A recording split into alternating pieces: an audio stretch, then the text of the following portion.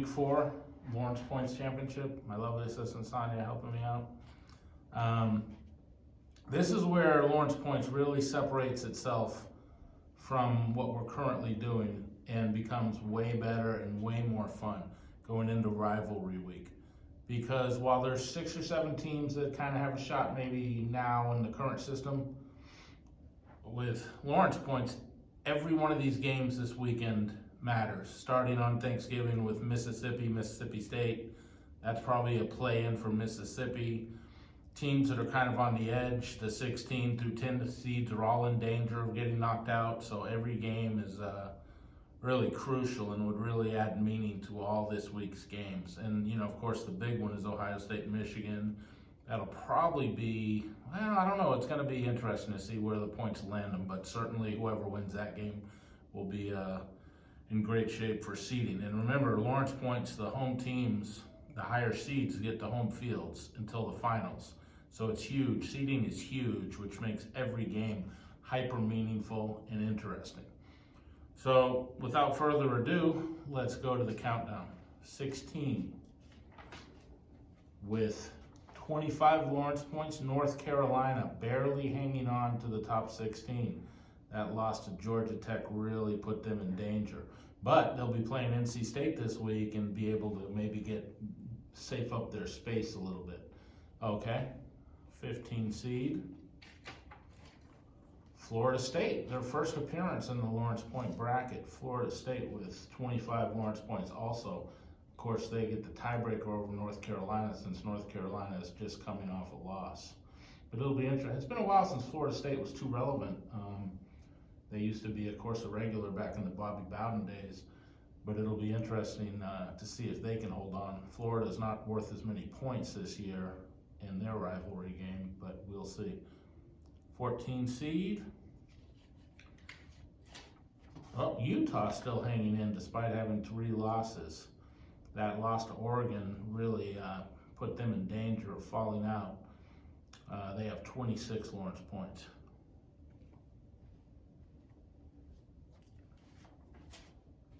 13 seed, Kansas State.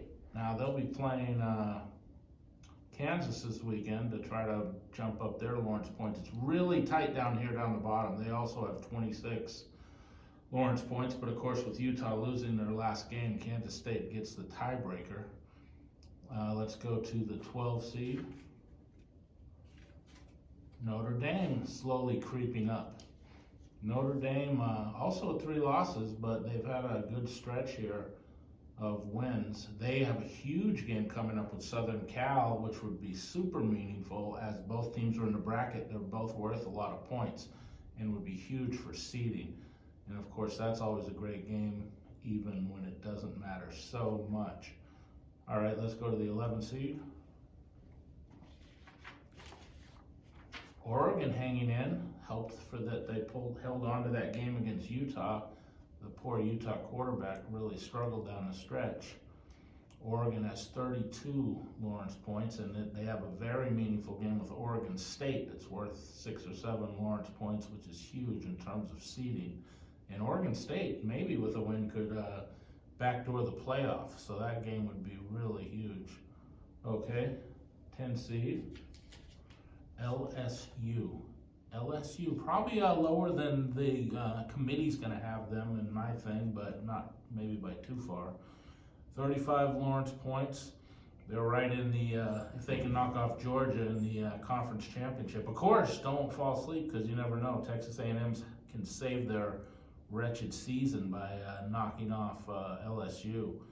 So they definitely don't want to look past A&M despite how bad A&M is this year. And then that Georgia game will be for huge Lawrence Points and huge seeding implications. So it's all really fun. All right, let's go to the 9 seed, Sonia. The 9 seed is Tennessee.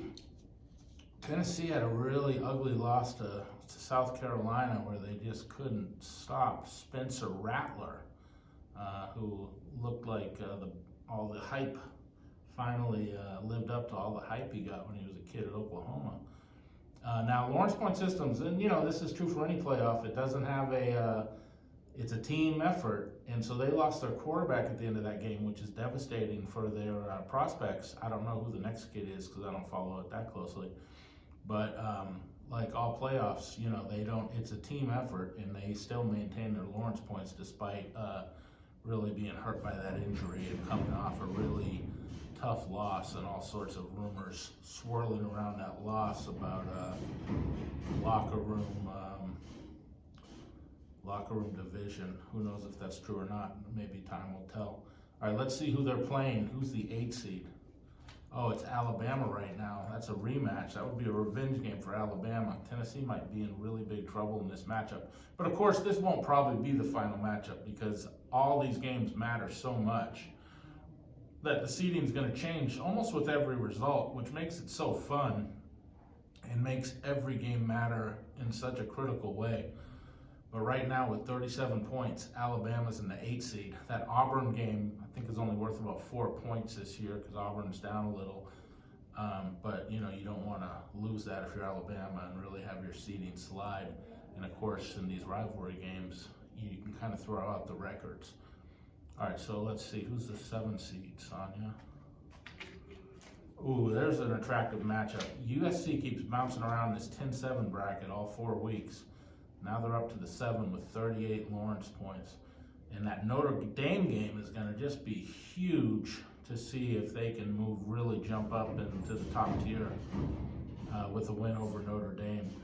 That will be interesting to see. And then, of course, the Pac-12 championship will also be monstrous. So that's a great matchup, though. LSU going to Southern Cal. I don't even remember those teams ever playing. I could be, getting old. I could have forgot.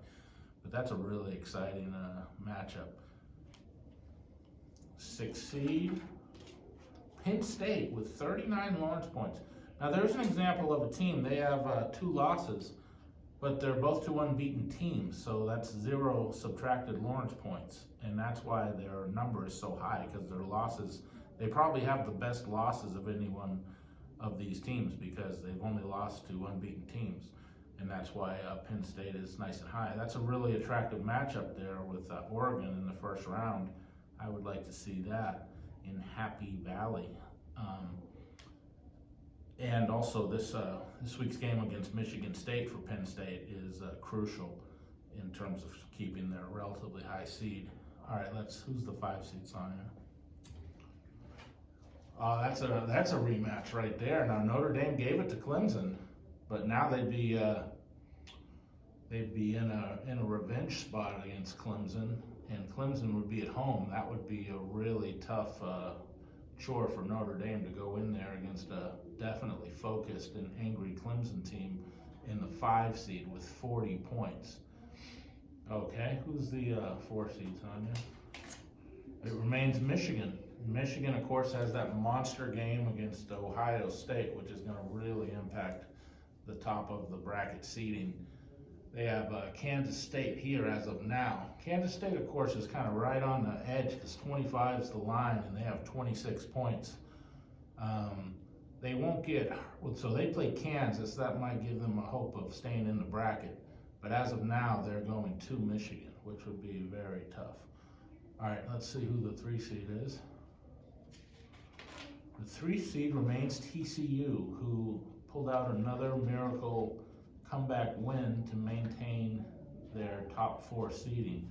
And they would have a tough game. This would be an interesting game. I would not be surprised if the bookmakers made Utah a road favorite in this game. I think it would be very tight spread either way, and a really interesting game.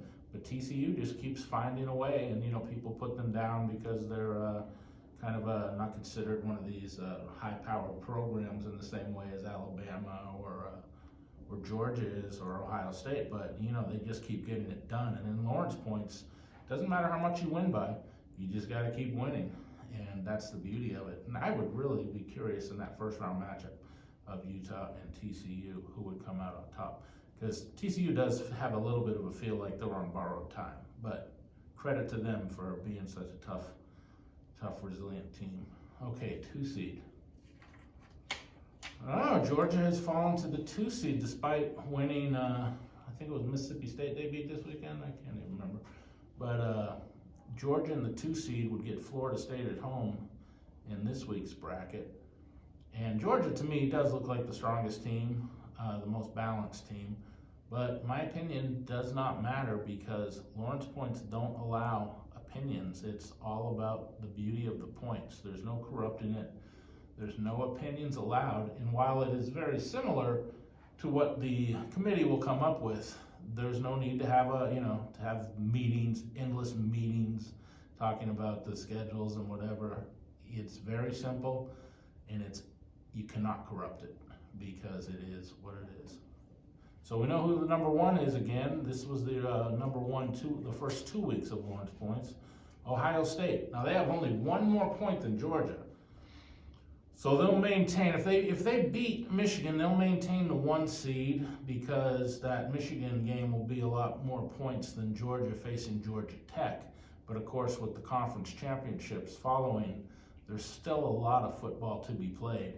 So Ohio State would be home against North Carolina. I would suspect that would be maybe the biggest mismatch, but from what I hear, this North Carolina QB is going to be the number 1 quarterback in next year's draft, and if that's true, you never know when you have that type of player on the field what's going to happen. So that's it for Lawrence Points Week 4. It's an awesome bracket, but it will change with every result. It would be so much more fun. Rather than the 3 games that the current playoff gives you, this would be 15 great games, with elimination in every game, that type of intensity, and with the home fields and the wonderful college atmosphere, it would just be so much fun. And this playoff, if you sold it to the networks, it'll be the biggest contract in history. This will be bigger than the Super Bowl and March Madness combined, I believe, if that's possible. So thanks for tuning in. We'll see you next week. Saved by the bell again.